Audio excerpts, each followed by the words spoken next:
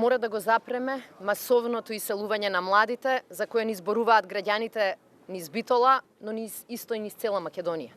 Имаме план како младите да останат тука, во Македонија, тука да формираат семејство, тука да најдат работа, тука да ја градат својата иднина.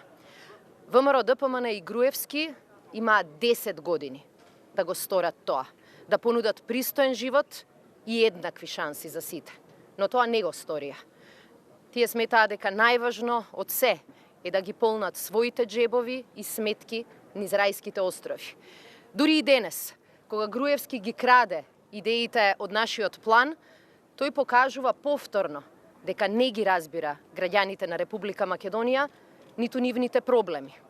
Иако признава дека минималната плата во Македонија не е доволна за врзување крај со крај, тој повторно нуди незначителни покачувања и повторно ги остава на цедило вработените во текстилната и во кожарската индустрија, токму оние на кои оваа држава не им помогна.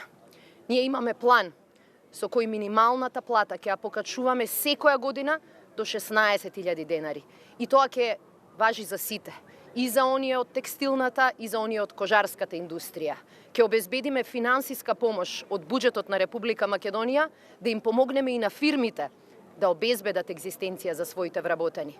Целта на сево ова ни е просечната плата во нашата држава да изнесува 30.000 денари, а младите да добијат директна поддршка од државата преку 10.000 евра неповратни средства за да почнат бизнис и 2 години можност тој бизнис да го водат во стартап центрите низ Република Македонија, каде што ќе имаат бесплатно сместување, нема да плаќаат за комунали, нема да плаќаат за сметководство и сите пари ќе останат кај нив и нивните шанси за создавање бизнис ќе се зголемат.